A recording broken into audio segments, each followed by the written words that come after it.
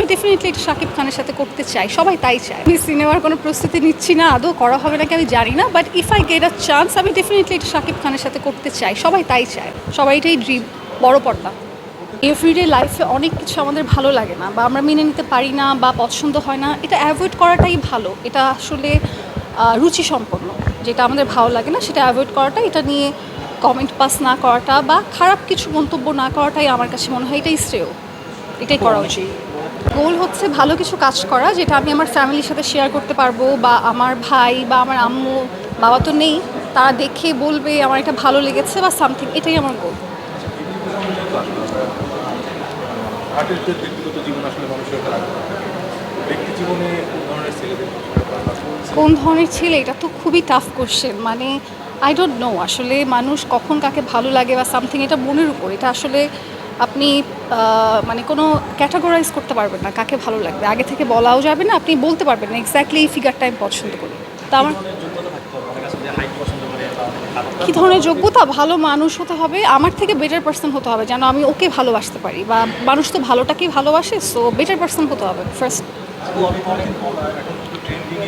মেয়েদেরকে জিজ্ঞেস করা হয় অনেক সময় যে আসলে পাশে কি কেমন তো সেক্ষেত্রে পাশে পলিসি আছে কিনা আপনার ক্ষেত্রে? আমি আসলে রিয়েলিস্টিক চিন্তাটা লাইফে এখনও করতে পারিনি, বাট আমি করলে অবশ্যই জানাবো। আমি আসলে জানি না, মানে এখনও দেখা যায় যে আমি নিজেও ওই রকম ইনকাম করি না, দেখা যায় আম্মু আব্বুর উপরেই চলি, সো আমার আসলে এই ক্যালকুলেশনটা এখনও লাইফে করা হয়নি।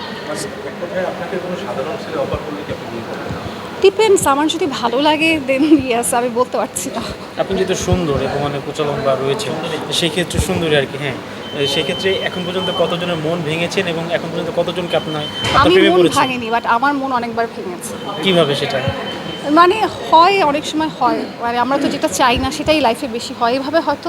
এই অনেক মেয়েরা যে বলছে আসলে প্রেমের ক্ষেত্রে ছেলেরা নাকি প্রতারণা করেন, বিষয়টা কি কতটুকু সত্য? বিষয়টা 100% সত্য। আর মানে প্রথম বিষয়টা হচ্ছে কাইন্ড অফ ট্রেন্ড, মানুষ মনে করে, আমার যেটা ধারণা, ডেফিনেটলি এটা আপনারা কেউ পার্সোনালি নেবেন না বা অ্যাগ্রেসিভ হবেন না, আমার যেটা ধারণা এখনকার সময় এটা একটু কাইন্ড অফ গেম, সবাই এটাতে ফান খোঁজে বা মজা পায়, বা জিনিসটা আসলে আরেকটা মানুষের জন্য কেমন সেটা নিয়ে ভাবে না। আমাদের দুইটা পক্ষে ভাবা উচিত যে আমি যেটা করছি এটা আমার সামনের মানুষটাকে কীভাবে ইম্প্যাক্ট ফেলছে। আপনার কাছে প্রেমের সংজ্ঞা কি? আমার কাছে প্রেমের সংজ্ঞা আই ডোন্ট নো, আমার কাছে প্রেমের সংজ্ঞা প্রেম, ভালোবাসা। একটু যদি বলতেন যে আপনার যে মন ভেঙেছে আসলে সেটা কি কী কারণে ভেঙেছে, কোনো নর্মাল বিষয় নাকি? একদমই নর্মাল বিষয়, একদমই নর্মাল বিষয়, বাট আমি ভেঙেছে আমার মন, হয়তো সেও জানে না এটা ভেঙেছে, বাট ভেঙেছে। Okay, thank you. Thank you. অবশ্যই এখন ধরুন কোনো ছেলেরা ভেঙেছে অবশ্যই, হ্যাঁ,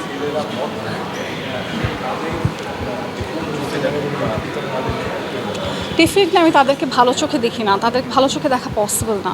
মানে আমি তাদেরকে মানে বলবো যে এটা মানে মন ভাঙাটা, কমিটমেন্ট না রাখাটা, এটাকে আমি মানে অনেক বড় অপরাধ হিসেবেই দেখি।